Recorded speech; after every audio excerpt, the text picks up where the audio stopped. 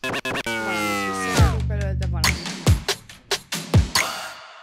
Köszöntöm nézőinket és hallgatóinkat is, meg annyi felületen, ahol követnek bennünket. Talán mondanom sem kell, továbbra is rászorulunk anyagi támogatásukra annak érdekében, hogy az április vége óta tartó sorozat ne szakadjon meg, sőt, ha pénzünk lenne rá, még műsoraink számát is valószínűleg gyarapítanánk speciális adásokkal. Például tervbe vettük, hogy egykori sikeres tévéműsoraim, például a Friderikus Show, az Én mozim, a Váratlan vendég, a Békétő Show, a Gyerekszáj, és így tovább, színejavát ismét bemutatnánk, annyiban kibővítve és módosítva, hogy elmesélném egy-egy műsorszám között az egykori műsorok emlékezetes pillanatai, hogy jöttek létre, milyen illetve milyen utóéletük volt. Mondanom sem kell, hogy ezeknek az előállítása, újravágása, új felvétele simán pénzkérdés.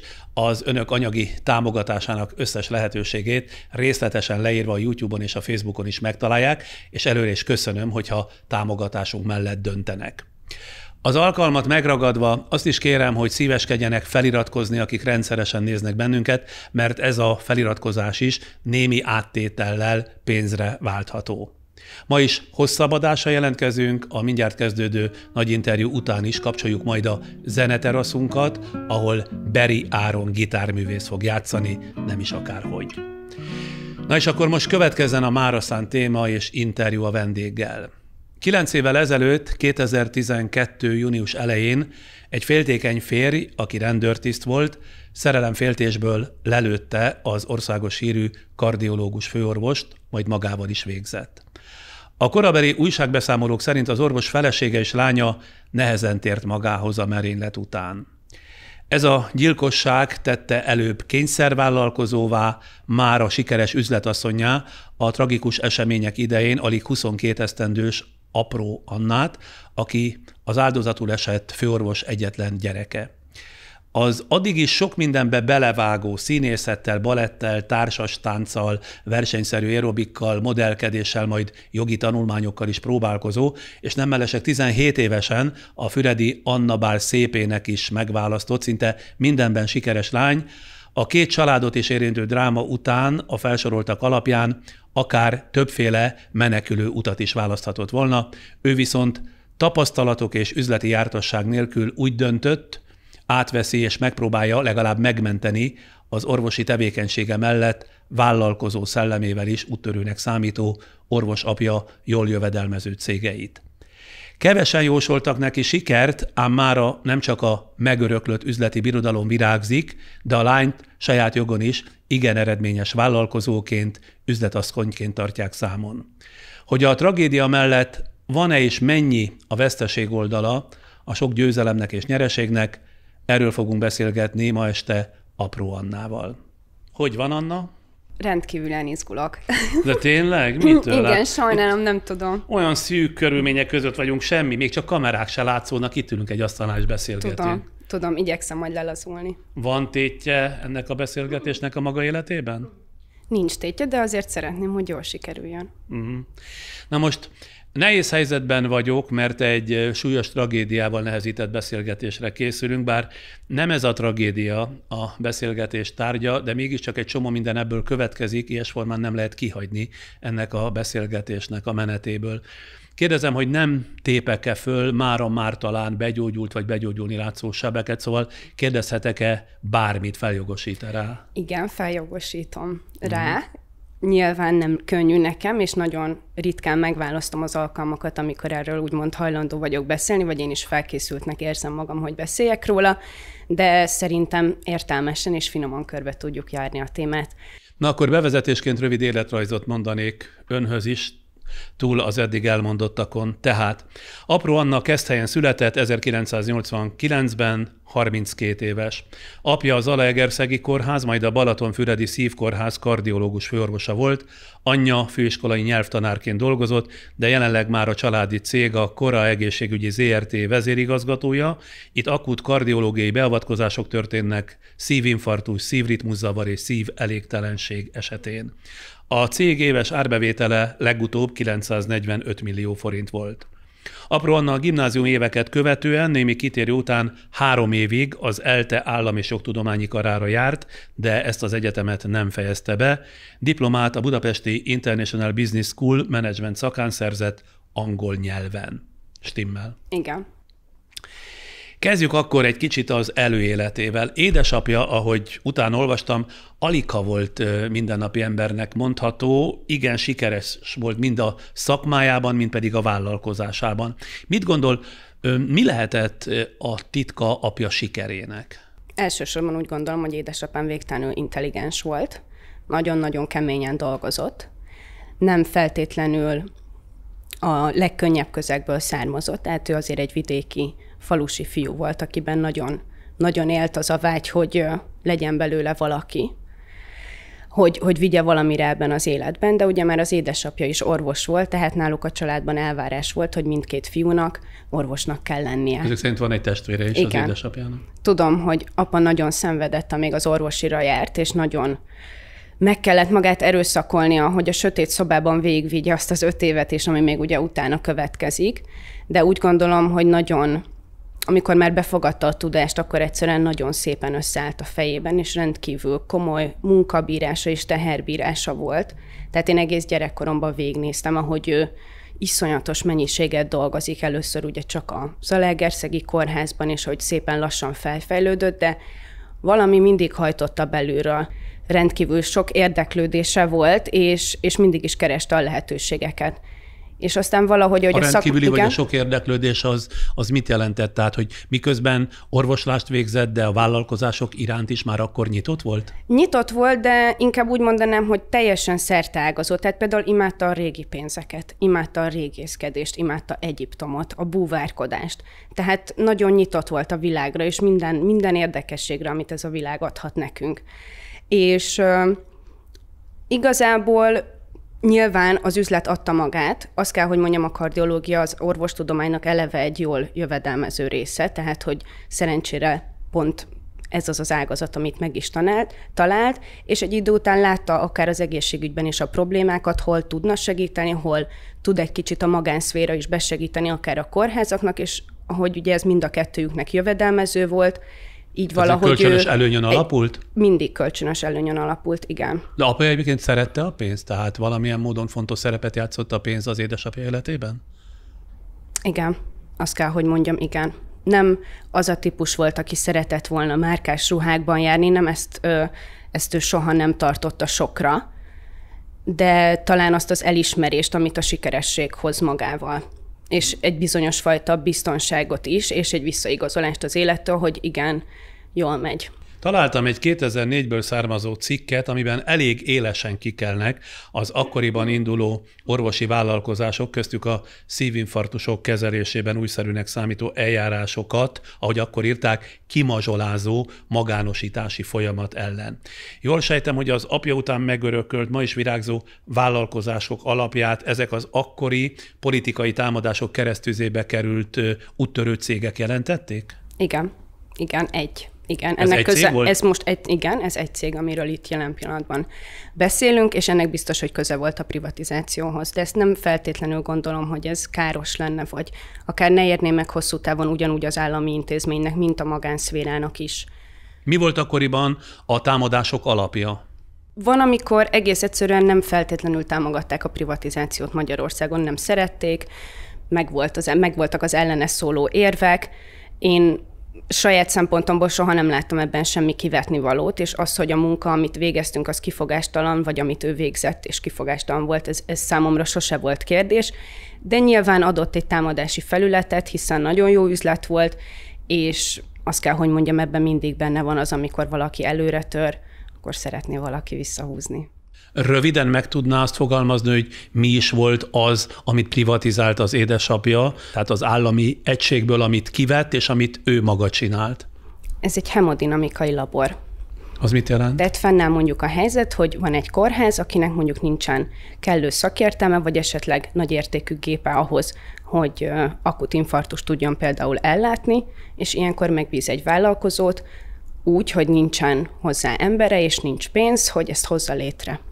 És üzemeltesse ezt a kórházon belül. És az édesapja egy ilyen labort hozott létre. Igen, ő ennek a szakértője volt az ilyen jellegű laborok kiépítésének, a gépek beszerzésének, a megfelelő hitelek felvételének, és emellett még a szakértelemnek is, amit ugye oda kellett vinni, az orvosok, az asszisztensnök, az egész rendszer felépítésében. Ja, tehát annyi, hogy létrehozta a labort, megcsinálta, fölépítette, és munkatársakkal telepítette igen, tele. És annak az üzemeltetése egy bizonyos ideig mégiscsak magánkézben van. De egy idő után aztán átadja a kórháznak? Igen. Az egykori támadásoknak persze nem csak politikai háttere volt, de a szokásos sárgairítségi faktor is. Az egyik korabeli labban megtaláltam azt, hogy megjegyzi a főorvos apjával kapcsolatban, hogy fényűző jaguárral járt, ez pedig hát 14-15 évvel ezelőtt különösen Zalaegerszegi léptékben valóban feltűnő lehetett. Közelebbről az ön számára mit jelentett gyerekként, kamaszként a kiváltságos életnívó? Én nem éltem meg a kamaszkoromat, vagy legalábbis a fiatalkoromat gyerekként kiváltságosnak. Én úgy gondolom, hogy egy nagyon hasonló közegből jövök, mint a legtöbb ember. Mi is 10 emeletesben éltünk, és nem vetett fel még a kezdetén minket a pénz. Sőt, édesanyám nagyon sokat áldozott azért, hogy apukám külföldön tanulhasson. Nem mondom, hogy nem kaptam meg sokszor, hogy orvos gyerek vagyok, és ez ad mögém valamit. Azt sem mondom, hogy valaha hiányt kellett szenvednem valamiben. Bár a nevelési elveimnek mindig is az alapja volt, hogy például, ha nem kaptam meg valamit, nem azért nem kaptam meg, mert hogy nincs rá pénz, hanem azért, mert hogy hülyeség. Vagy nincsen értelme. Én táncolhattam, sportolhattam, a saját kefteléseimet csinálhattam, tehát ennek úgymond nem állt semmi az útjában, de ugyanúgy állami gimnáziumba, állami iskolákba jártam. Na jó, de hát azért mégis volt egy jaguárjuk, ami azért a Jaguár később jött. Nem egy mindennapos. Szeretném hozzátenni, hogy a Jaguárnál sokkal jobb autók vannak. Ő minden héten vasárnap elindult Zalaegerszegről, elment Balatonfüredre dolgozni, csütörtökön Balatonfüredről feljött Pestre, onnan lement Szolnokra, onnan egy nap alatt visszament Balatonfüredre, és pénteken hazajött Zalaegerszegre, iszonyat mennyiséget ült az autóban. Tehát rengeteg időt töltött a kocsijában, ezért biztos, hogy nagyon fontos volt neki, hogy ott jól érezze magát. És egyébként Zalaegerszegi kórházból a következő lépcsőfok, mint állandó munkái Balatonfüred a szívkórház volt. De Szolnokra meg azért kellett menni, mert a vállalkozás meg ott működött, ott volt a bázis? Pontosan, igen. Na most ön gyerekként, illetve tínédzserként szinte mindenben tehetségesnek bizonyult. Nem, a matematikában nem voltam. De azt nem is említettem, mert ugye, ahogy itt a bevezetőben is mondtam, volt sokféle színházi, sport, tánc, modellszakmai tevékenység közt olyan, amit ha a történtek esetleg másképpen alakulnak, szóval szívesen kiteljesített volna? Nem feltétlenül. A tánc a legnagyobb szenvedélyem, úgy gondolom az az egyetlen dolog, amihez igazán tehetséget adott nekem az Isten, de ennek ellenére is az eszemből szerettem volna mindig is élni, és pontosan nem tudom megmondani, mi lennék, nem is nagyon szeretek belegondolni. A modellkedésben nem volt lehetőségem arra, hogy ebbe igazi karriert fussak be, mert sajnos az adottságaim ehhez nem alkalmasak, tehát ez számomra... Milyen adottságai nem alkalmasak? Hát... Itt ül velem szemben és ragyog.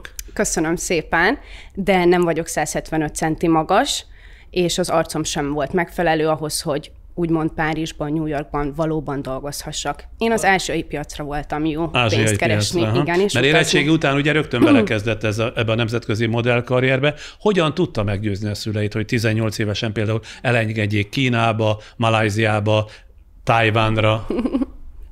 Hát édesapámnak nem volt nehéz, mert meghallotta, hogy mennyit kerestem az első munkával, és már fel is rakott a repülőgépre. Tényleg? Ő de azt mondja, nem abszolút volt, most mondta az előbb, hogy édesapjának nem volt fontos a pénz. Hát ehhez képest de akkor ő nagyon büszke számított... volt rá, hogy magamtól is tudok keresni, és hogy ilyen vállalkozó kedvű vagyok, és azt kell, hogy mondjam, ő elég magabiztos volt, egyáltalán nem ez a túlféltő típus. Nem mintha ne jött volna utána mondjuk Tajvánra, vagy édesanyám is kiutazott Sánkhájba, hogy rám nézzenek.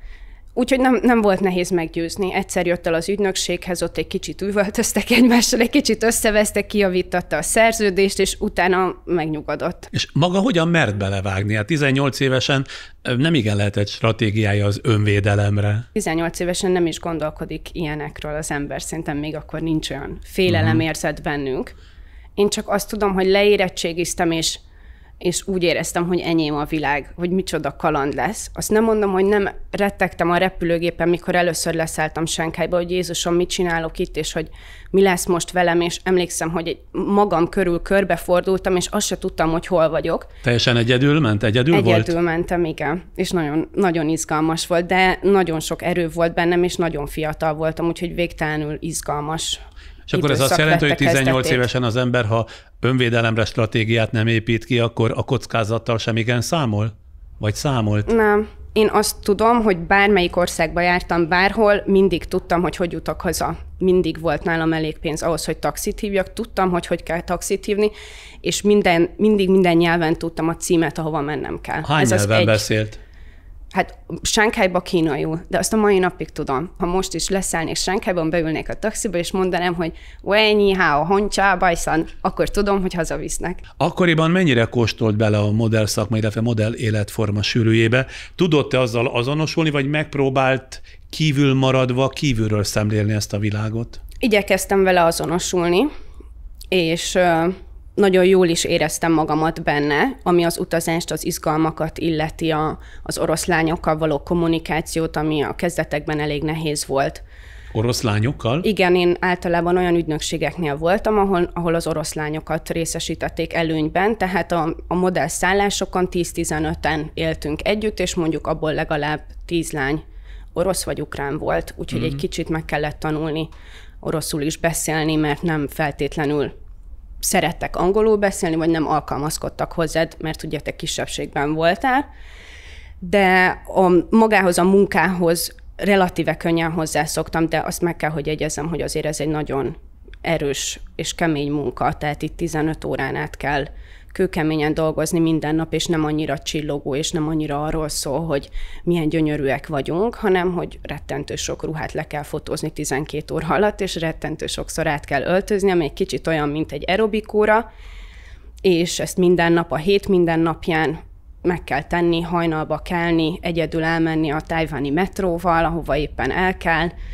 Szóval nem volt ez annyira jó, mint amennyire esetleg itthonról utazás előtt képzelte. Igen, és biztos, hogy költséges is, mert ugye először vissza kell dolgoznod a repülőjegyárát, vissza kell dolgoznod a szállást, a fuvarozást, a modellkönyvet, amit kölcsönbe kapsz, mindenért akkor fizetni alig hoznak kell. haza pénzt, ez azt jelenti. Ahhoz nagyon sokat kell dolgozni, hogy maradjon is. Igen. Amire aztán büszke lehetett az apukája. Hát, mint első keresetre. Igen.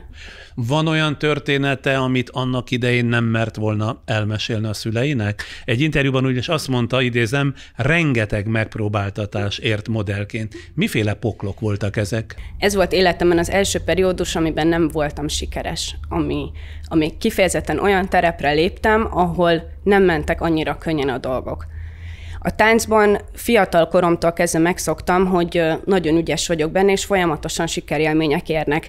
De itt nagyon komoly konkurencia van. Itt mindenki gyönyörű, mindenkinek jó adottságai vannak. Az oroszlányok teherbírása egyszerűen fenomenális.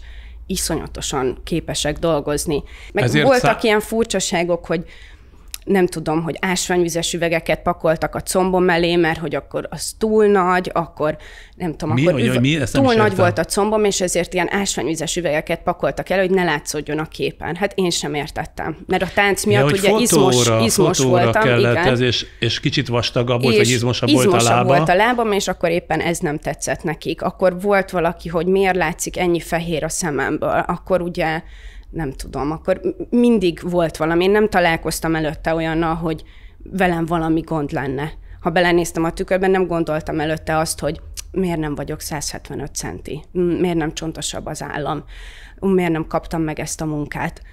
Ott találkoztam ilyennel. Ahhoz hozzá kellett szokni, hogy én nem erre születtem.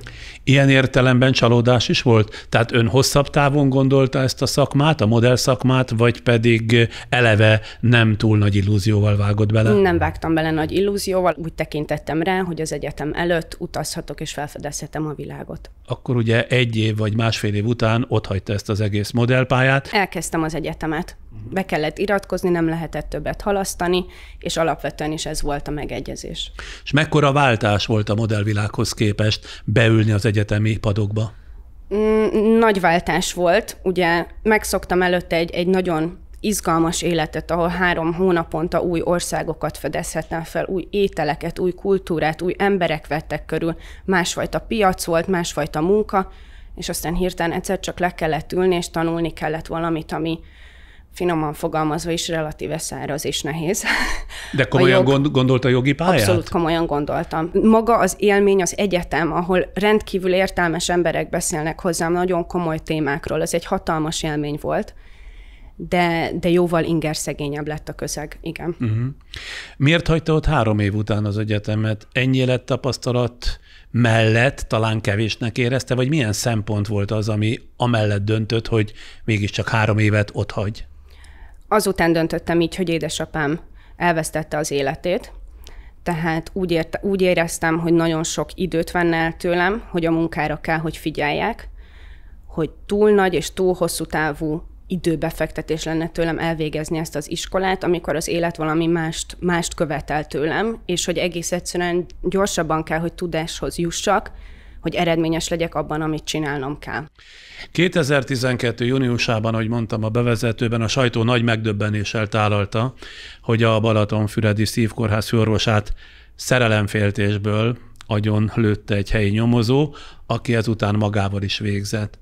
Tulajdonképpen ez volt az a pont, ami gyökeresen megváltoztatta az ön életét is. A történetben kicsit elmerülve, hadd kérdezzem meg, hogy valóban teljesen gyanútlanok voltak az édesanyjával együtt, vagy csak nem akarták észrevenni édesapja titkos életét? Teljesen gyanútlanok voltunk, ezt őszintén mondom. Engem is meglepett. Esküszöm, nekem még volt is pillanat, amikor belenézegettem apa telefonjába. Hát akkor mégiscsak volt valami, ami gyanús volt, nem?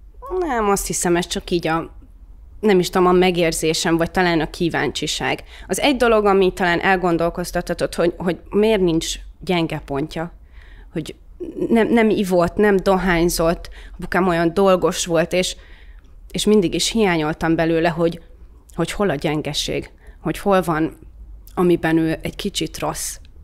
És ezt sose találtam. És lehet, hogy talán ezért. De mindegy, mert a telefonjában sem találtam semmit. Tehát teljesen gyanútlanok voltunk. Az apjára fegyvert fogó nyomozó az öngyilkossága előtt hosszabb levélben magyarázta tettének indítékait. Ezt a levelet utóbb ön is láthatta. Miért akarta elolvasni ezt a levelet? Hát mert megírta nekünk valaki, édesanyámnak címezte. Ez a nyomozó, tehát kifejezetten önöknek írt egy levelet? Anyukámnak, igen. És én felolvastam neki, hogy egy kicsit ezzel is könnyítsek rajta. Mert meg kell, hogy mondjam, én valahol hálás vagyok neki, hiszen mégiscsak valamilyen formában szólt hozzánk. Mit és mennyit értett meg a levélíró férfi tragédiájából? Azt kell, hogy mondjam, sokat. Elég nyilvánvalóak voltak az érzelmei, és a fájdalma, és a mély kétségbeesése, amit ő a saját szavaival is leírt, hogy mennyire nem tudja, hogy mit csináljon. Ez nekem nagyon sokat segített, nem csak abban, hogy megbocsássak neki, de hogy mélységesen megértsem az ő helyzetét, hogy miért is vetemedik valaki ilyenre. Nem csak arra, hogy mondjuk más életét elvegye, de hogy a sajátját. Nekem úgy tűnt, mint egy végtelenül szerelmes férfi, aki a felesége nélkül nem tudja ezt az életet elképzelni. És aki nagyon nem látja a kiutat, és talán a válás gondolata is rendkívül megviselte őt. És mert a feleséggel akart válni, éppen igen. Az ön édesapja miatt? Nem tudom, hogy az én édesapám miatt, de az biztos, hogy el akartak volna válni, igen. Igen. És de akkor már tartós kapcsolata volt a nőnek az édesapjával, igen, tehát igen. Én úgy gondolom, ez a kapcsolat évek óta fennállt, és azért a levélből érződött az, hogy ő erről azért húzamosabb ideje tudott is. És valamilyen formában ezt neki el kellett viselnie. És azért itt felhalmozódik egy iszonyatos mennyiségű düh, ami ilyen módon nyert utat magának. Visszatekintve én már 9 év távlatából ennek a háromszög történetnek a főszereplői közül kit tart leginkább felelősnek? A nőt. Talán azért is, mert én magam is az vagyok, és azért jóval szigorúbb vagyok a nőkkel kapcsolatban. Mindhárman felelősséggel tartoznak azért, ami történt. De valahogy a férfiak ügyébe úgy érzem, nem tisztán beleszólni. Édesapámmal mindig is annyira tiszteltem őt, és annyira felnéztem, még akkor is, ha hibás, és akkor is, ha úgy mondom, amit tett, az bűn, abba soha nem szólnék bele, és nem is ítélkeznék fölötte. A gyilkost megértem, végtelenül megértem. Nem magát a tettet, amit elfogadhatatlannak találok, és ami mélységes fájdalmat hozott nekem, és az egész családomnak egy életen át, de azt kell mégiscsak mondjam, hogy valahol megértem őt. A hölgyet viszont nem. A nő, az egy nagyon nehéz helyzet. Nem mondom, hogy beleláttam valaha ennek a mélységébe, vagy hogy hogyan folytak itt az érzelmi viszonyok, de én úgy gondolom, hogy egy nő tisztelettel tartozik a férjének. Még úgy is mondom ezt, hogy nem voltam soha házas, nem csináltam végig évtizedes kapcsolatokat, de azt kell, hogy mondjam, akihez hozzámentél, akinek gyereket szülsz, azt valamilyen formában tisztelni kell. Ilyen sokáig, ilyen messzire nem lehet elmenni. Akkor annyira tisztelni kell, hogy elválunk. Feladjuk akkor azt a kényelmet, ami onnan jön, választunk egy ilyen nehezebb életet, de ezt is, azt is préselni, mind a kettőt, ez nem helyes. Apja hűtlensége befolyásolta bármennyire az ön apaképét? Nem. Nem, azt kell, hogy mondjam, hogy nem. Mindig is idealizáltam édesapámat, és nagyon mélységesen szerettem őt. Nem tudom nem megbocsátani neki, mármint, hogy meg tudom bocsátani azt, hogy volt gyengesége, én nem ítélkeznék soha felettem. Nem tudok, és nem is akarok. És hogyan tekint rá ennyivel a történtek után, hogy tulajdonképpen a helyébe is lépett? Orvosként, vagy inkább üzletemberként? Most túl az apaságon természetesen. Elsősorban orvosként. Úgy gondolom, azért is lett ilyen meghatározóan jó üzletember, mert szakmailag fantasztikus volt, és megkérdőjelezhetetlen. Azért is, a laborépítésben is, és az üzlet vezetésében is azért lehetett ennyire profi, mert minden rendszert, minden magát, az orvoslást is végtelenül értette. Ez enélkül nem lett volna ennyire sikeres. A tragédia harmadik főszereplője, a tragédiát túlélt nő anyagi követeléssel is előállt, ahogy olvastam, amit önök végül teljesítettek. Milyen jogcímen kérte a túlélő önöktől anyagiakat, és miért teljesítették ezt?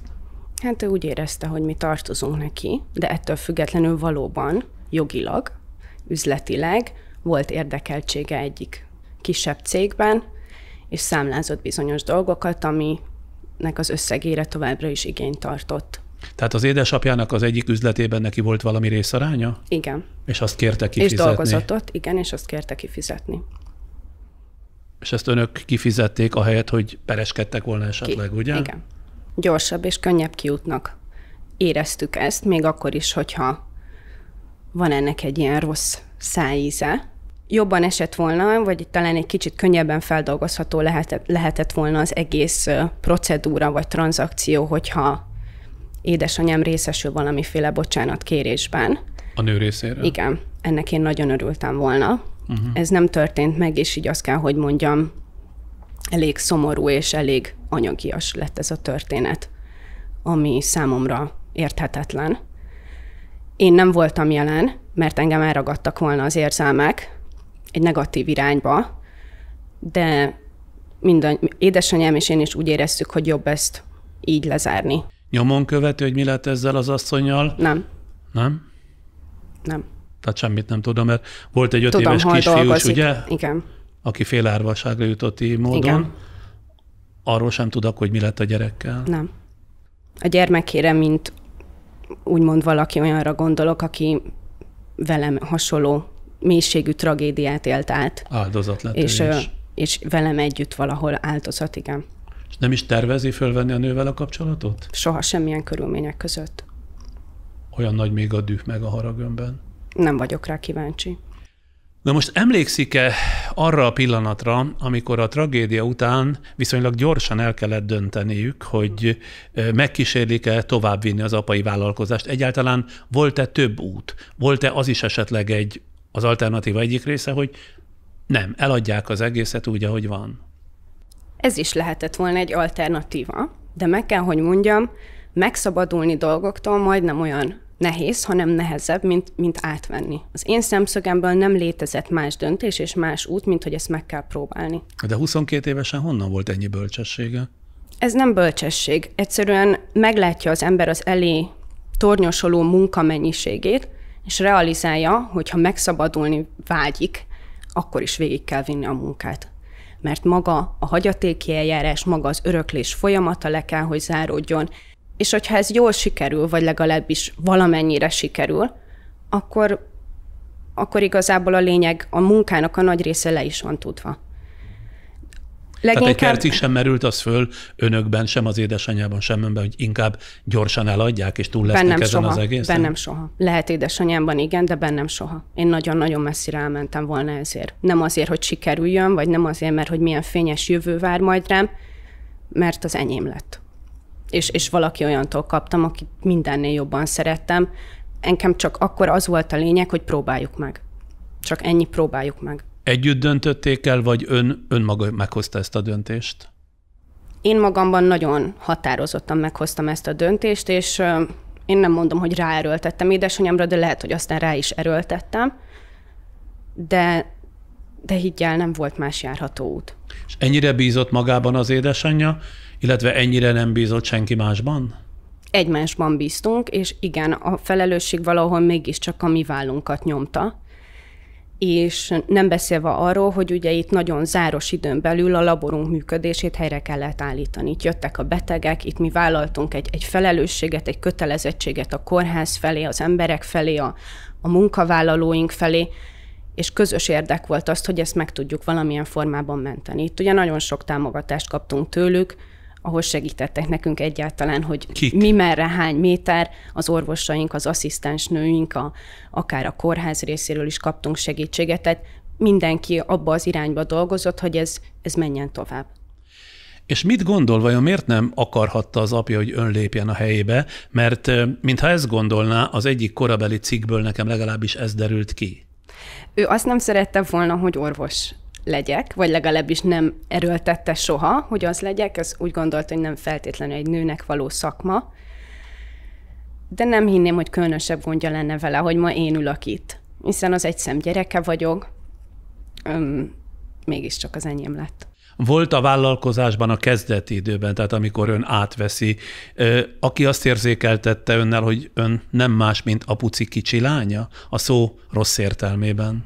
Igen, sok ilyen volt. Nem okolhattam őket, hiszen apuci kicsi lánya voltam. Végül az és volt. Nagyon fiatal voltam, és nagyon tapasztalatlan, és valóban az üzleti életben és az orvoslásban teljesen amatőr, az orvoslásban a mai napig az vagyok. És igen, természetesen nagyon sok nevetséges helyzet volt édesanyámmal, nagyon sok baki, nagyon sok fura érzelmi megpróbáltatás. Megpróbálták ki is használni? Tehát voltak ezt bizonyosan olyanok? Többen ki is használták, természetesen voltak cégek, amik tönkrementek, voltak helyzetek, ahol abszolút semmilyen formában nem tudtunk egyről a kettőre lépni. Volt, aki azért a másik oldalról segített felismerni, elkerülni a csapdákat és kivédeni a különböző nem várt helyzeteket? Igen, azt kell, hogy mondjam, édesapám egyik barátja például az elején elkísért az ügyvédhez, akit választottam, hogy úgymond legyen mellettem egy férfi, egy kis támogatás. A könyvelőink nagyon sokat segítettek a tudásukkal. Az ügyvéden bizonyosan, azt kell, hogy mondjam, ő végig mellettünk állt, és talán egy kicsit ezért is jobban kapaszkodtunk a jogba, vagy a jognak a segítségébe, és a jogi tudásba, mert minket ez védelmezett. Édesapám soha nem szerette az ügyvédeket, és ő mindig ugye leült valakihez egy asztalhoz, történt egy megegyezés, és az úgy is lett. Mi erre nem számíthattunk. Nagyon sokszor voltak ugye a mondatok, hogy hát megegyeztünk apukáddal, hogy most már ezt nem fizetjük, meg most már ezt nem kell. Akkoriban is hiába... És ha ilyen mondatot hallott, akkor hogyan válaszolt erre? Csöndben voltam, és dühös lettem. Mert akkor is az ember hiába fiatal, nem hülye.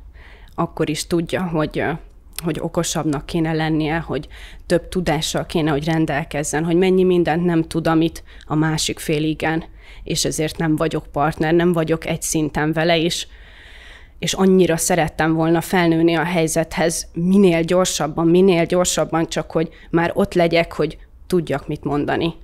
De tudtam, hogy az időt nem lehet megerőszakolni, úgyhogy elviseltem. Tehát sok éven át. Ez azt jelenti, hogy viszonylag sokan megpróbálták azért masszívan kihasználni? Nagyon sokat vesztettünk természetesen. igen. Nagyon sok bukó volt, igen. Ez volt a betanulására. Nagyon sok ár volt, igen. Önt idézem, amikor a családi vállalkozásokat megkaptam, át kellett formálni magam és a terveimet is a jövővel kapcsolatban. Hogyan írná le magát? Milyen volt előtte, és ahhoz képest milyen most? Előtte azt kell, hogy mondjam, nagyon önfelett voltam. Nagyon gondtalan. És nagyon élveztem az életet. És nagyon nem tudtam még, hogy mi az élet keményebb oldala. Mindegy, hogy tanultam, hogy nyelvvizsgáztam, hogy a magam dolgát elvégeztem rendesen. Azért az élet keményebb részéről nem sok fogalmam volt, és azt kell, hogy mondjam, elég nagy ostorcsapásként ért, ami történt. És hát akkor ugye szembesültem vele, hogy nem vagyok sérthetetlen, hogy nem vagyok különleges, hogy nem vagyok kivétel, és ez alatt nagyon meg kellett, hogy hunyászkodjak, és sok éven át csak tenni, amit lehetett tenni, és remélni, hogy egy nap majd újra kicsit jobb lesz. De megkeményedett? Ez azt is jelenti? Igen, bizonyosan. Nem ijednék ma már meg bármit. Meg nyilván bennem van az a tudás, hogy nagyon sok nehézséget átéltem, és hogy nagyon sok sötét év volt, amikor csak reménykedtem, hogy majd egyszer könnyebb lesz. Miben bízott? Hát, hogy ami ma tönkre tesz, az majd holnap felemel. Tehát önmagában. Hát, talán abban is, igen. És hogyan tapasztalta, közkedvelt vezető volt, vagy közkedvelt vezetővé vált? Én nem feltétlenül szeretek vezetni, hogyha nem muszáj. Miért? Ez is egy tapasztalás? Igen, mert hatékonyabbnak gondolom. És abban az időben, és a mai napig is úgy gondolom, hogy édesanyámat nagyon jó döntés volt vezérigazgatónak megtenni, sokkal humánusabb, sokkal felnőttebb, mint én, és sokkal több tiszteletet is élvez, miután édesapám felesége. De akkor ön mit csinál tulajdonképpen? Én tulajdonos társ vagyok, és ugyanúgy a menedzsmentben és a mindennapi teendőkben részt veszek, ami a papírmunkát és a számokat illeti. Tehát egyfajta ilyen stratégiai irányító? Akár stratégiai irányítónak is mondhatjuk, igen, a döntéseket, amik a cég jövőjével kapcsolatosak, azok mindenképpen 100%-ban a mi felelősségeink, meg az én felelősségem is, és gondoskodunk arról, hogy minden rugalmasan, folyékonyan és gondmentesen történjen a laborunkban. Gépberuházásokat csinálunk, akkor ahhoz kialakítjuk a labort, csapatépítést is mi csináljuk, a számlákat is mi vezetjük, utaljuk a fizetéseket. Igen. Uh-huh. Sokszor az életben nem feltétlenül az ész vagy a tudás segít minket ahhoz, hogy ott legyünk, ahol. Az én feladatom, vagy a mi feladatunk valami megtartására irányult. Ahogy apukám egy építő volt, és a semmiből létrehozott tökéletesen működő rendszereket, nekünk, édesanyámmal az a dolgunk, hogy ezt megtartsuk. Egész egyszerűen csak, hogy működjön. Amihez inkább néha kitartás kell, szorgalom, akaraterő, egész egyszerűen akár lehet dű is, nem feltétlenül kell, hogy hasznos legyen az érzés, csak hogy vigyen előre, és hogy állva maradj. Csak hogy állva maradj. Olyan jól kialakította édesapja a mechanizmust, hogy nem volt más dolguk, nem mintha ezt lebecsülném, csak bele kellett állni, és tovább kellett görgetni? Kellett rá. Igen. Arról nem beszélve, hogy fel kellett nőni ahhoz az érzéshez, hogy ez az enyém, és hogy bármi áron megvédem. Hogy tudott felnőni ehhez? Ez az érzéshez, hogy ez az öné, ez a tulajdonosi tudat, hogy nőtt ki magából? Ehhez évek szenvedése kellett. Vagy nem is tudom, hogy hogy ugye először a sok támadás, hogy ez édesapámé, vagy hogy mi erre nem leszünk képesek, vagy hogy eleve az a belső érzés, amikor képtelennek érzed magadra, és kevésnek, és tudod is, hogy az vagy. És valahogy egyik pillanatra a másikra úgy döntesz, hogy mindegy, hogy kevés vagyok, akkor is az enyém. És akkor is küzdeni fogok érte. Uh-huh. Igen. Mikor lépett túl először ezeken a vállalkozásokon, és mi volt az első idegen, illetve tisztán saját projektje? Emlékszem, hogy egyik nyáron felfedeztem egy nagyon szuper ételkiszállítós céget, és csak így viccből megjegyeztem nekik, hogy én szívesen befektetnék hozzájuk, mert mennyire tetszik az üzleti modell, és mint felhasználó nagyon élvezem az egész rendszert, és fél év múlva telefonáltak, hogy szükségük lenne rá, úgyhogy üljünk le tárgyalni. És így a tárgyalás folyamat során derült ki, hogy az Oxo Holdings, akkor még Power Angelsnek hívták, egy befektetési társaság már korábban befektetett ebbe a cégbe, és így ültem le az Oszkó Péterrel tárgyalni életemben először, 27 éves voltam. Az akkor már pénzügyminiszteri státuszt is megjárt Oszkó Péterrel. Igen, aki egyébként megdicsért, hogy milyen felkészült voltam a tárgyaláson, amit rendkívülen örültem neki. Például ez már egy nagy eredmény volt, igen. De gondolom remegett mindene, amikor tudta. Nem, az ügyvédem olyan alapos volt, és tényleg úgy felkészített, hogy valóban én elégedett voltam. De nem gondoltam bele semmi komolyabbat, tehát hogy én csak elmondtam, hogy érdekel a cég, és így beszélgettünk. És utáig jutottunk, hogy végül abba a cégben nem fektettem be, ezt a döntést hoztam, és ezt a döntési folyamatot is valahol ő végigkövette. És szerintem a Péter. Az Oszkó Péter. Igen, és szerintem látta, hogy értelmesen gondolkodom, vagy legalábbis nem hoztam üzletileg rossz döntést, és a végén felajánlotta, hogy ha van kedvem, akkor szálljak be hozzájuk, hiszen ez egy jóval költséghatékonyabb megoldás lenne. Nem kell annyi pénzt kockáztatni.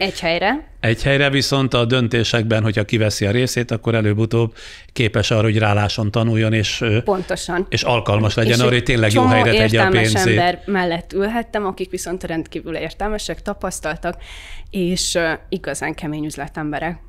Na de egy pillanat azért maradjunk ott, hogy amikor ebbe az ételszállító cégbe be akarsz állni, akkor például az hogy merte önmagával elfogadtatni, vagy inkább azt mondom, hogy beszélte meg magával, hogy a cégből, mármint hogy az édesapjától örökölt cégből kivesz egy adag pénzt, nyilvánvalóan az a profit volt, és azt befekteti egy olyanba, amihez aztán még annyira sem ért. Vagy pont az, hogy mint az édesapja vállalatánál megtanulta azt, hogy hogyan megy a mechanizmus, azt gondolta, hogy akkor egy másiknál is ugyanúgy fog működni, ugyanúgy képes majd azt is átlátni, mert azért ez egy nagy, ráadásul sok pénzzel akart beszállni, nem kell kimondani az összeget, vagy nem? Nem kockáztatott nagyot? Nem, egyáltalán nem. Abszolút biztonsági játékos vagyok. Semmilyen formában nem gondoltam, hogy különösebben értenék hozzá. Inkább egy kalandvágy volt. Itt már nyilván jó pár éve működtettük a labort, nem szedtem külön ki belőle pénzt ezért, hanem nyilván az osztalékból a saját vagyonom gyarapodott, és egy idő után ugye az ember végigjárja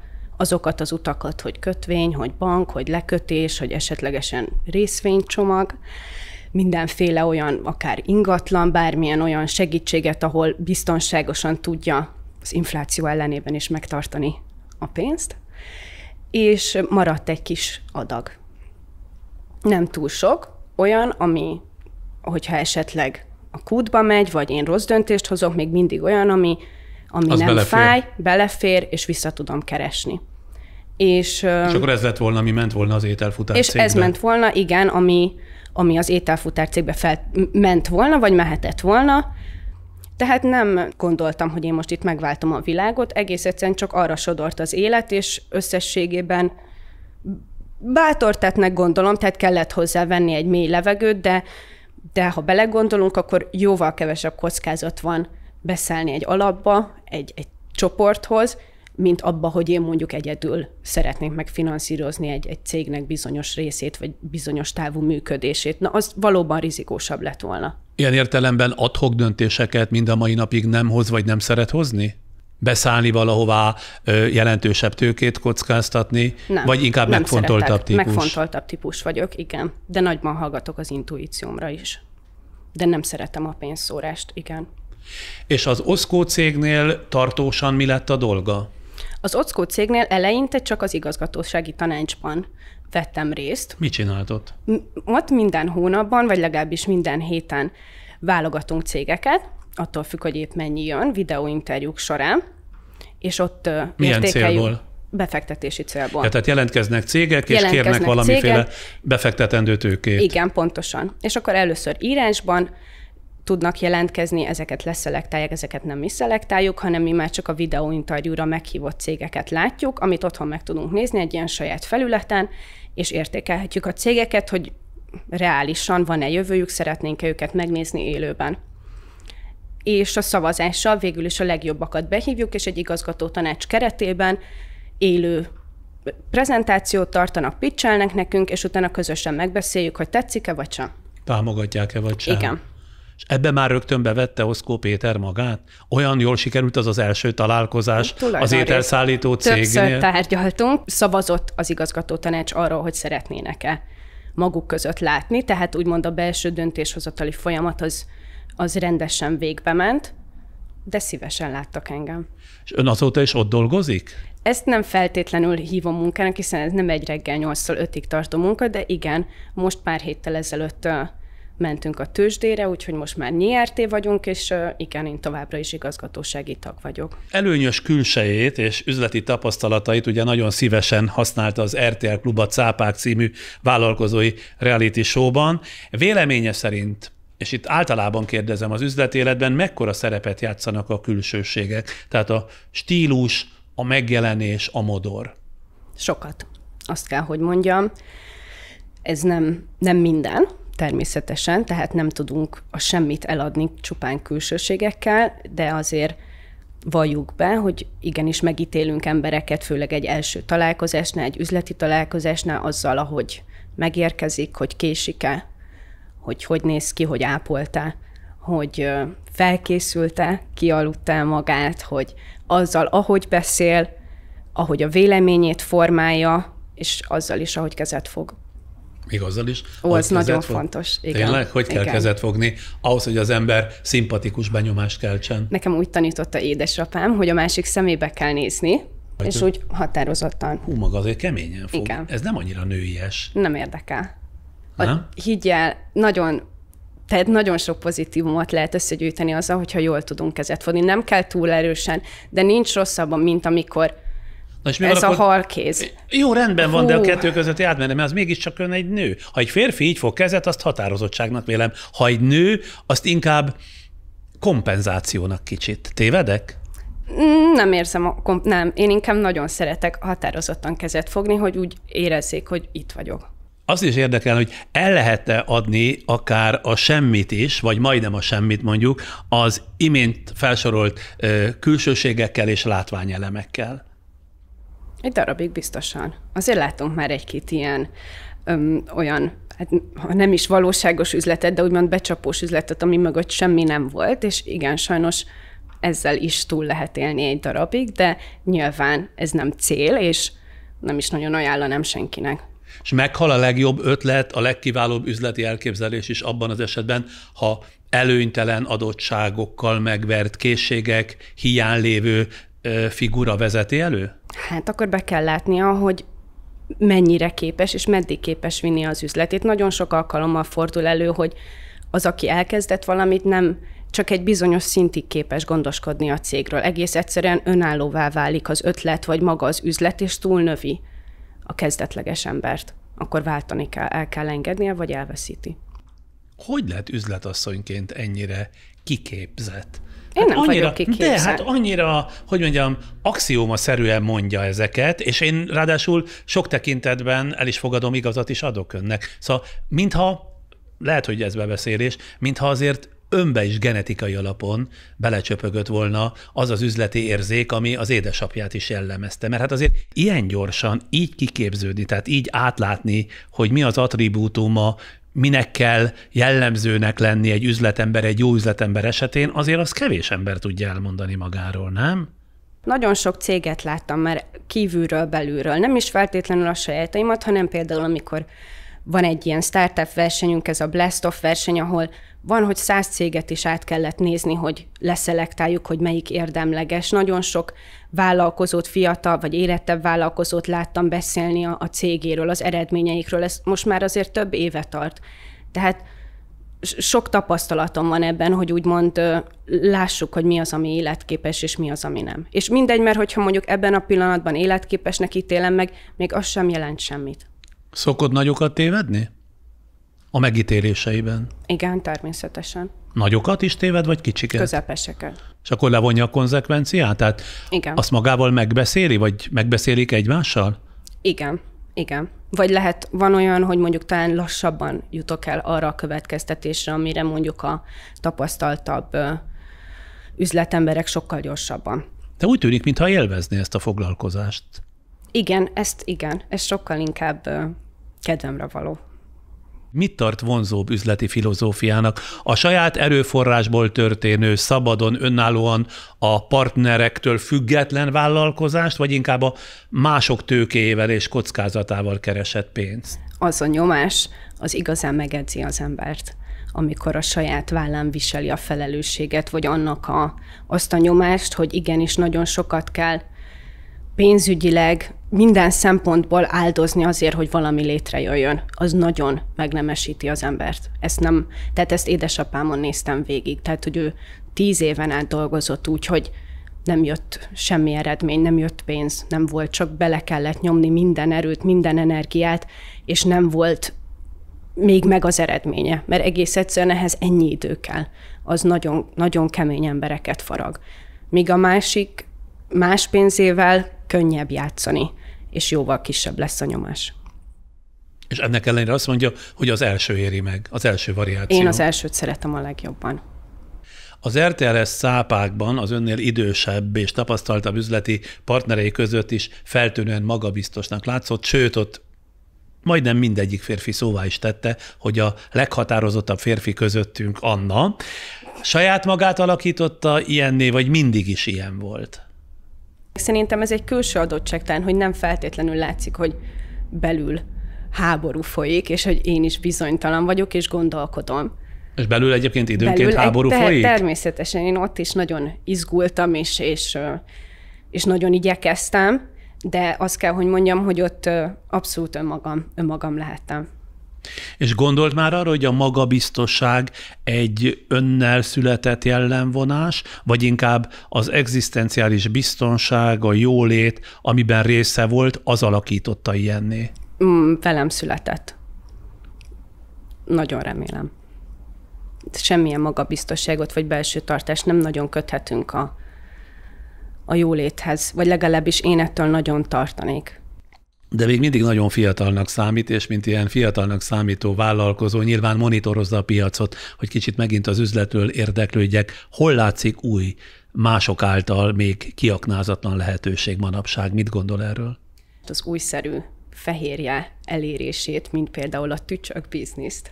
Ez mi? Mi az, hogy tücsök biznisz? Nagyon sok helyen esznek, vagy gyártanak fehérjét, és tücskökbe. Fagyasztásos módszerrel lefagyasztják a tücsköket, tücsökfarmok vannak, és ebből készítenek nagyon komoly fehérjeporokat, amiből már csoki szeletet, meg mindenféle élelmet előállítanak. Anélkül, hogy tudnánk róla, tücsköt eszünk, ha ilyen fehérje róla, mert fel kell tüntetni, eszünk. De igen, pontosan ezt akartam mondani, hogy Magyarországon ez még valószínűleg kiütni a biztosítékot, de lesz majd idő, amikor nagyban kell ezekre a kis élőlényekre számítanunk ahhoz, hogy jó minőségű fehérjéhez jussunk. És azt mondja, hogy ha ma-holnap hirtelen hatalmas szabad tőke állna a rendelkezésére, akkor például a fehér tücskökbe, illetve nem, a tücskökbe és a fehérjébe tenne pénzt? Igen, abban bizonyosan. És még mi az a kettő? Mondjon még kettőt. Egy, ami biztos, ami eszembe jut, az nem kérdés, hogy a szemét probléma, a szemétszedésnek minden nemű változata, amit rendkívül szeretek, ebben jóval nehezebb megtalálni, hogy lesz nyereséges, és hogy keressünk vele pénzt. Szemétszedés vagy szemétszállítás? Bármi, ami szemét. De alapvetően még mindig, igen, a szemétszedés. Van egy cég, amit nagyon szeretek, akik tengerpartokat takarítanak fel, és konkrétan emberi kétkezű munkával, de valami iszonyatos eredményeket érnek el, és sajnálom egész egyszerűen úgy érzem, hogy erre van szükség. Szemétfeldolgozásról is lehet egyébként szó. Szemétszedés, és más kérdés az, hogy miben van üzlet, és ebben van üzlet is? Van, igen. Nem feltétlenül, tehát, hogy nagy része támogatás alapú, de alapvetően az újrahasznosított szemétből csinálnak apró dolgokat, amiket meg lehet rendelni az interneten. Az, hogy ennek milyen számai vannak, vagy hogy ebből ők most mennyit keresnek, ezt pontosan nem tudom, de ez biztos, hogy egy olyan munka, ami egész egyszerűen csak jó. És csinálni kell, és akkor valahol fel fogja ütni a fejét az is, hogy lehet ebből pénzt csinálni. Ön nem feltétlenül mindig csak arra figyel, hogy miből lesz több, meg még több pénzt, hanem mondjuk a társadalmilag ilyen hasznos dolgokra is érzékeny? Azt kell, hogy mondjam, igen, és meggyőződésem, hogy csak azért is, mert hasznos és szükségszerű, valahol ott kell, hogy legyen benne a pénz is. Csak meg kell találni. De ahhoz előbb el kell kezdeni, csinálni kell, megismerni a folyamatokat, a közeget, a lehetőséget, és egy idő után valahol ott lesz.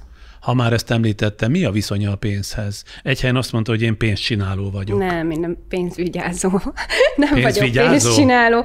Nem vagyok pénzcsináló, csak én szeretek odafigyelni a pénzügyi dolgokra a cégben, amíg mondjuk édesanyám jóval humánosabb, és ő pedig az emberekre figyel. De ez a kettő egymás nélkül nem létezik. Na de szereti a pénzt, vagy nem? Szeretem. Milyen Mindenki fokon? szereti. Persze, milyen fokon? A biztonság fokán. De hát azon már rég túl van. Mindig érheti az embert komolyabb érvágás, és bármilyen nagyobb gond is lehet, hogy majd elértéktelenítik a pénzünk. Az egy másik kérdés, de mondjuk a tekintetben azért nyilván azt a felosztást ön is alkalmazza, hogy a pénznek vagy a vagyonának egy része a saját biztonságukat szolgálja, azt nem forgatja, azt nem fekteti be, azon nem kockáztat, nem? Soha. Na, de hát azért mondom, hogy az a fajta biztonság már adhat elég magabiztosságot ahhoz, hogy azt, ha nem veszíti el, nem lehet, hogy egyszer csak tönkre megy. Teljesen tönkre megy, még ha vállalkozása tönkre is megy. De azért az életszínvonalát fogja tudni tartani. Fogom tudni tartani, de nem feltétlenül életem végéig. Tényleg? Hát még mondjuk nagyon fiatal, itt ezzel van probléma. Igen, ugye? De esküszöm, még így is bennem van az, hogy hogy nehogy valaha az utcára kerüljek. Tudom, hogy ez teljesen irreális, de egy jelenlegi jólét nem adja az embernek azt az önelégült biztonságot, hogy ez mindig így lesz. Ezért szerintem mindig tenni kell, hogy megmaradjon, és hogy nem csak azért is, hanem hogy értelmesen teljen az élet, miközben valami értéket is termelünk.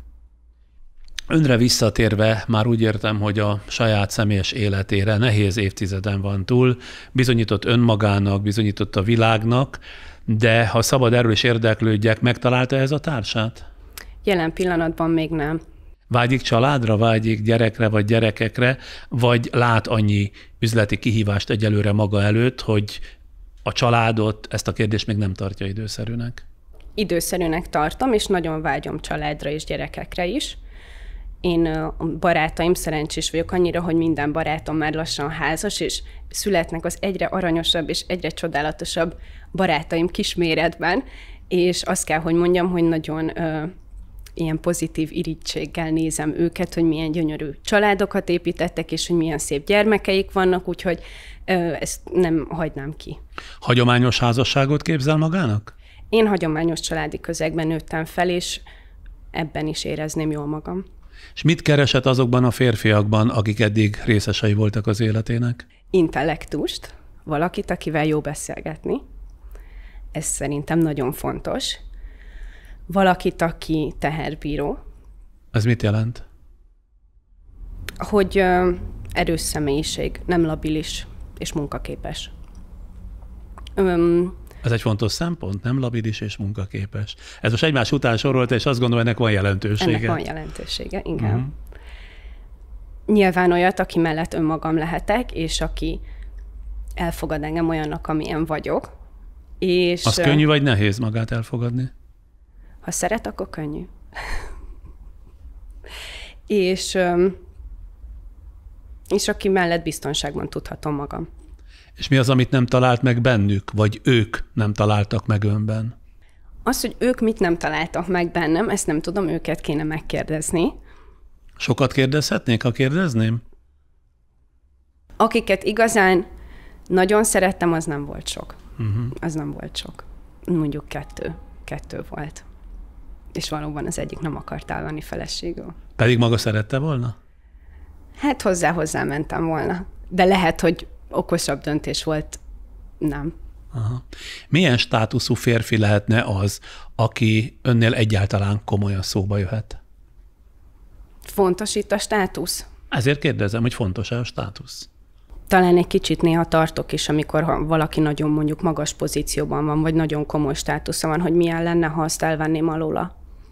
Hogy vajon hova lenne a magabiztossága, ha már nem olyan kocsiban ülne. De miért venné el alóla? Hát attól, mert ő ha magas az élet státuszban veszi el. Ja, úgy. Tehát ha elveszíti. Nem, én azt akarom tudni, hogyha nincs sok mindenünk, akkor is nagyon jól érezzük magunkat együtt. És akkor is újra összerakjuk együtt. Ha összejön valakivel, feltámad önben a kétség, hogy talán a pénzért közelíti? Nem. El tud vonatkoztatni ettől? Mások sokszor szokták mondani. Vagy talán a környezetemben van, aki ezt úgy megjegyzi, és úgy mindig felhívja rá a figyelmet. Én nem érzékelem ezt. És nem is, tehát, hogy talán ez nagyon hamar ki is bukna egy idő után, hogyha itt erről lenne szó. Vállalna gyerekeket egyedül is? Nem szívesen. Azt kell, hogy mondjam, sok barátomat látom most gyereket nevelni, és ez egy hatalmas felelősség. 0-24 órás odafigyelés, iszonyatos önfeláldozás, és nagyon megnyugtató azt látni, amikor mondjuk a barátnőim férjei hazaérnek, és akkor ők fürdetik a gyerekeket, és hogy ők is segítenek, és ott vannak, és esetleg cipelik őket, amikor már túl nehéz. Ha teherbe esnék, és nem lenne más választásom, egyedül is végigcsinálnám, vagy hát a családom segítségével, tehát olyan nálam nincs, hogy én elvetetnék gyereket. Ez nem opció. De jobb azért, hogyha az embernek van társa, és ha mégiscsak egy férfinak szülök gyereket. Meg azért az kemény munka, azt jobb együtt végigcsinálni, és talán boldogabb is. Nem mintha eszközöm lenne, de nem értem az okát, nem találom a magyarázatát, hogy nem talált eddig olyat, aki hát olyan szép, valószínűleg eszes lány. Bizalmi gondok vannak valószínűleg. Ki részéről, az ön részéről? Lehet, igen. Igen? Igen. Nehezen hogy bízik meg a másikban? Igen. És lehet, hogy ennek valamilyen formában köze van ahhoz, ami édesapámmal történt, hogy talán mélyen ez még inkább megviselt, mint amennyire ezt magamnak szeretném bevallani. De vagy talán annyira tartok a veszteségtől, hogyha lenne valami, ami olyan értékes. Most egy kicsit könyvbe lábadt a szemem, úgyhogy valószínűleg ez lesz itt a titok nyitja. Igen. Gondolkodott-e már azon, Anna, hogy amennyiben 22 éves korában nem következik be az a családi tragédia, ma hol lenne és mit csinálna? Nem szoktam ezen gondolkozni, mert az élet annyira kacifántos, hogy úgysem jönnék rá, hogy mi lenne. Az egyetlen dolog, amit valahogy, ha belegondolok, akkor valószínűleg, ha édesapám élne, akkor már lenne családom. Ettől függetlenül az iskolát valószínűleg ugyanazt végeztem volna, amit most, ugyanúgy otthagytam volna a jogot, ebben szinte teljesen biztos vagyok. De hogy konkrétan mivé váltam volna, ezt nem tudom megmondani, de talán most már így nem is érdekel. Nagyon jó volt találkozni, és köszönöm, hogy ennyire a bizalmába avatott. Nem gondoltam, hogy ennyi felé elmegyünk, de árnyalódott az a kép, amit önről őriztem. A nézők meg, akik először találkoztak önnel, minden bizonnyal jól megjegyzik ezt a nevet, hogy Apró Anna. Nagyon szépen köszönöm. Én is köszönöm szépen, hogy itt volt. Még nem ér véget műsorunk, mielőtt kapcsolunk a zeneteraszunkra, felhívom továbbra is szíves figyelmüket azoknak, akiknek rendelkezésére áll, anyagilag támogassák műsoruk fennmaradását, illetőleg a másik, amit mindig szoktam kérni, hogy iratkozzanak fel csatornáinkra, akár YouTube-on, akár a Facebookon. És akkor most következik a zeneterasz, kapcsoljuk onnan Beri Áron gitárművészt.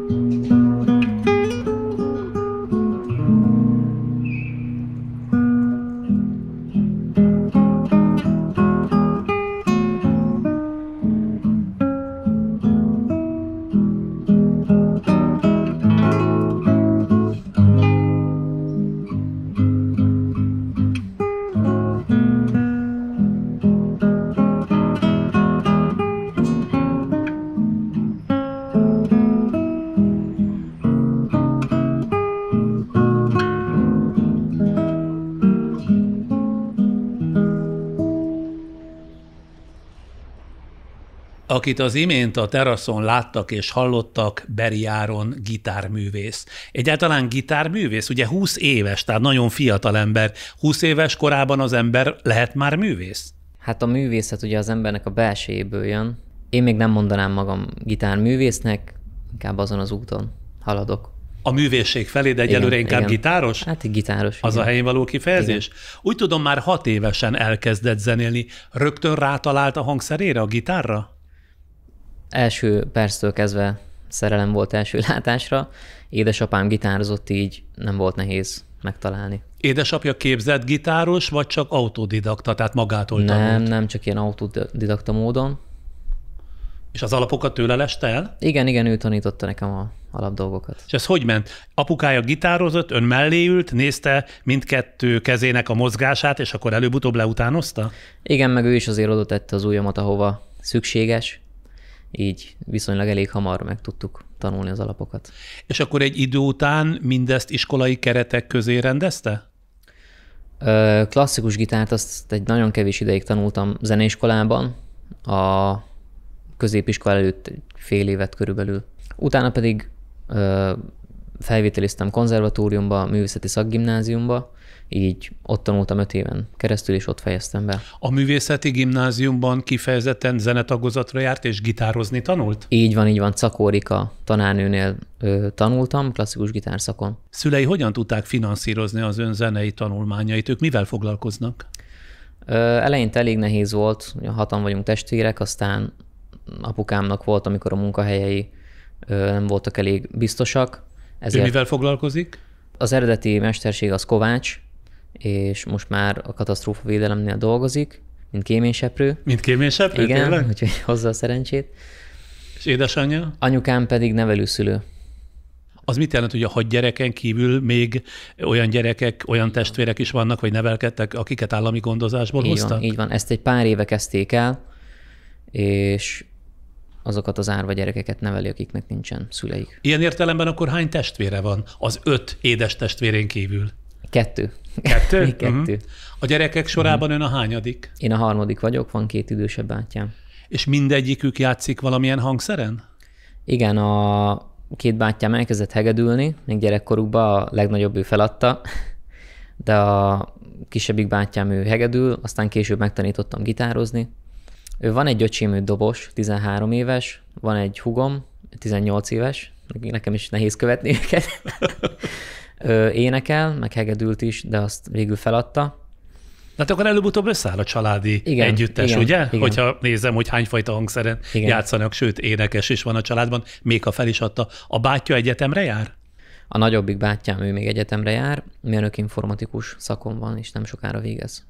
Igazán jó testvérek lehetnek, ahogy olvastam, mert az ön zenei fejlődését az egész családja a szívén viselte eddigi életében. Testvérei, legalábbis ezt írta egy újságcikk, és ön vagy megerősíti, vagy cáfolja, testvérei sokszor lemondtak az édességről, vagy bármi más utalomról, csak azért, hogy az ön gitárleckét ki tudják fizetni. Volt sokszor, hogy választani kellett 1-2 dolog között, de megoldotta a család. Ez azt jelenti, hogy ön olyan zenei tehetség volt, tehát ezt felismerte már a család is az ön gyerekkorában, hogy érdemes önt, vagy fontos önt tanítatni? Fel is ismerték, és nagyon lelkes voltam tényleg. Éjjel-nappal ki sem esett a gitár a kezemből. De arról is hallottam, hogy az olyan sokáig vágyott és nagy nehezen megkapott bringájától is inkább elbúcsúzott, eladták, hogy teljen benzére és el tudjon jutni a képzésekre. Igen, volt egy időszak, amikor apukámnak volt egy súlyos balesete, egy autóbalesete, aztán a munkahelye is nagyon hosszú időre megszűnt, és hát valamit muszáj voltam én is, meg ugye a családom is közös. És akkor kapott egy bringát, és inkább lemondott róla, hogy adják el, és azt is az önoktatásába fektessék? Nekem az fontosabb volt, igen. Úgyhogy... Ez egy nagy szerelem a gitárral? Hát mondhatni. Már csak azért is, mert néztem itt a tetőn, amikor játszotta ezt az előbb hallott előzenét, és azért azt láttam, hogy egy különös viszonyban, egy meghatározhatatlan viszonyban van a hangszerével, ahogy ránéz, ahogy fogja, az teljesen más, mint mikor az ember, valamikor én is tudtam kicsit gitározni, kezembe vettem, pengettem, de hát köze nem volt, vagy közöm nem volt a hangszerhez. Önnek, mintha nagyon sok köze lenne a hangszeréhez, ugye? Szerintem ez minden zenésznél így van, aki tényleg szívből csinálja, és nagyon szereti a hangszerét, és tiszteli a zenét, hogy egyszerűen egy olyan kapcsolat jön létre, hogy még sokszor a barátnőm is megirigyel. Igen? Mit jelent önnek ez a hangszer? Nekem a hangszer igazából ez egy közvetítő eszköz, ami az érzéseimet közvetíti az emberek felé, és ezzel az időt és a teret próbálom megfogni. Kapott egyszer egy olyan gitárt, és nyilván nem az, amin most játszik, amit a szülei, mint olvasom, soha nem tudtak volna megvenni. Honnan, kitől kapta ezt a gitárt? 13 éves voltam, amikor a Schneidberger központba kerültem, és sajnos nagyon rossz hangszerem volt, és akkoriban azt csinálta a központ, hogy akin látták, hogy tehetséges, és nagyon nagy a zene iránti szeretete és akarata, annak indítottak egy olyan kampányt, hogy tudjanak neki egy ilyen hangszert biztosítani. Tehát adakozásra bíztattak igen, tulajdonképpen, és összehozta igen, az adakozás igen, a gitárra valót? Igen. Egy kevés időn belül azt hiszem egy 2-3 hónap volt. És ezt teljesen közemberek, ismeretlen emberek adták össze? Igen, névtelenül. Teljesen milyen névtelenül. szép. És ez nagyon nagy ajándék, meg egy nagy motiváció volt nekem. Ez volt az első igazi gitárja? Mondhatni, a komoly, a belépő kategória. Olyan szép a település neve, honnan származik, Serényfalva, ami, mint olvasom, egy 940 lakosú település, nem messze Putnoktól. Vagy szeretett ott élni? Imádok. Ez egyszerűen nekem az, hogy ott születtem, ott járok sokat erdőbe, bicajozni, sétálni. Nekem az... És nagyon szép a környék is, gyönyörű, Putnok és környéke gyönyörű, igen, ugye? Gyönyörű. Figyelem, beugratós kérdés következik. Serény, vagy inkább tehetséges emberek lakják Serényfalvát? Egyébként nevelkedtek ki onnan tehetséges gyerekek. Zeneileg, vagy más műfajban téren, is? Más műfajban. Pont ma találkoztam egy tőlem idősebb fiúval, aki Londonban él és divattervező. És ő is Serényfalváról származik. Volt, igen. Úgyhogy valami volt abban az utcában. Büszke magára Serényfalva? Büszke, igen. Ott már adott koncertet? Egyszer adtam koncertet egy karácsonyi műsor alkalmával. Manapság hol tart a zenei képzése? Most felvételt nyertem a Miskolci Bartók Béla Zeneművészeti Egyetemre, és akkor szeptembertől ott fogom megkezdeni a klasszikus gitártanár képzést. Tehát gitártanár lesz ebből? Igen. Ami persze nem zárja ki, hogy egy gitártanár időnként fellépjen és szólóesteket adjon, ugye? Abszolút nem. Na most amiről már egy szó említést tett, hogy bekerült a Schneidberger Zenei Tehetségközpontba is 13 évesen? Igen. Kérem, mondjon erről 3-4 mondatot. Mi ez a Zenei Tehetségközpont? Úgy működik a központ, hogy aki felvételt nyert oda, az egy éven keresztül támogatott, és az egész év úgy áll össze a program, hogy 6 hét nyári kurzus van, egy 6 hetes nyári kurzus, utána 3 hetes őszi kurzus és egy 3 hetes tavaszi kurzus, és a tavaszi kurzus végén van egy zárókoncert, ami egy mindig elég színvonalas helyen van megrendezve. És kik tanítanak itt? Egyáltalán ki nyer ide felvételt? Honnan tudják, hogy ki a tehetség, vagy a még tehetségesebb fiatalember? Hát egy profi tanár, vagy egy jó zenész azért rögtön az első hang után ki tudja szűrni, hogy van-e értelme ezzel a gyerekkel hogy önként megy a jelentkezés? Tehát önként ön jelentkezett, igen, így van, és aztán vagy felveszik, vagy nem veszik így fel. Van, ön fölvették történetesen. Fel.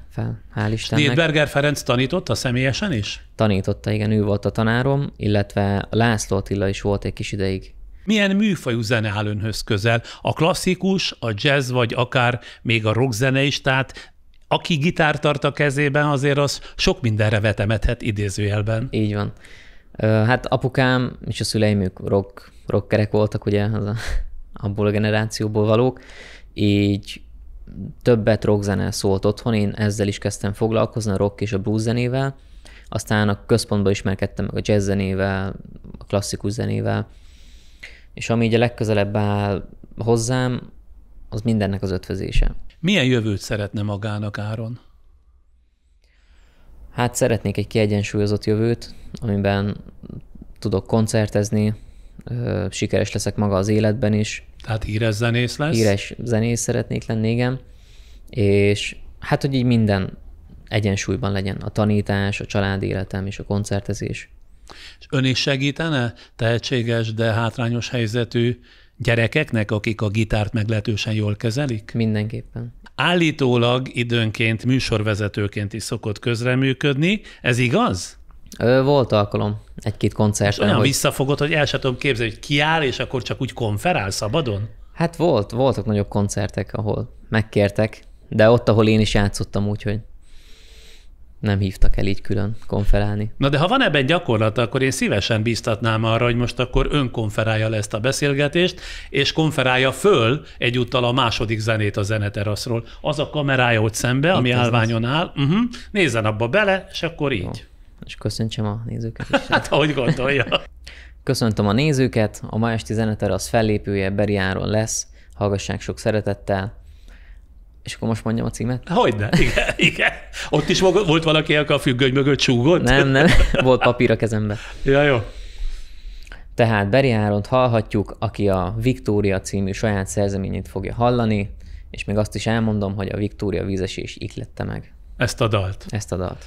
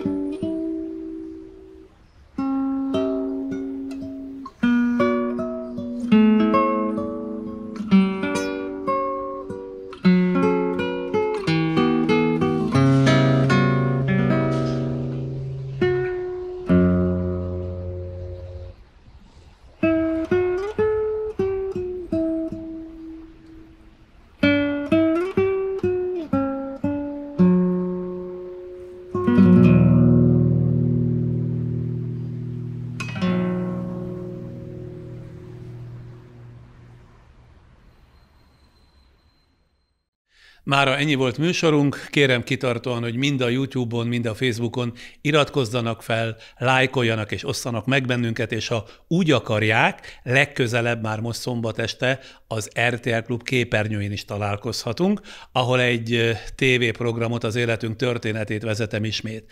Ez az a szórakoztató talk show, amelynek minden alkalommal egy-egy közismert páros a vendége, akikkel végigbeszéljük eddigi élettörténetüket, miközben maszkmesterek, sminkesek, stylistok és fodrászok segítségével kétszer is megöregítjük őket, azaz kétszer 20-25 évvel lesznek idősebbek, hogy aztán azokban az élethelyzetekben is elemezzük a vendégeink életének, kapcsolatának várható alakulását. Én amikor elváltam, nem én váltam el, hanem én azt gondoltam, hogy nekünk az a jobb, ha én elválok. Az öregedés neked bármiféle gondot okoz? Szeretnék majd meghalni, én szeretnék majd meghalni, nem akarok örökké élni. Ez nem ér. Nem ér? Miért? Hát mert ő a pici fiam. Most szombaton este az X-Faktor után 4:11 körül Szinetár Dóra színész és éppen 20 évvel fiatalabb fia, Lőcsei Marci lesznek a vendégeim az életünk történetében, akik miután már a műsort felvettük, így mondhatom, a kölcsönös megbecsülésre és szeretetre nagyon szép példát mutatnak, azt is, hogy milyen is, amikor anya és fia minden tekintetben értik és becsülik egymást, ráadásul a szélesebb értelemben vett családi kötelékük is meglehetősen magával ragadó. A felvételt követően tovább erősödött bennem az a meggyőződés, hogy bizony a vér nem válik vízzé, jelentsen ez bármit is, de fogják is majd látni ezt. Tehát holnap után, szombaton este találkozhatunk az RTL Klub programjában is, az életünk történetében, rögtön az X-Faktor után, este körülbelül 4:11-kor. Itt a saját kereteink között pedig új podcasttal a jövő csütörtökön este 8 órakor jelentkezem. Viszlát!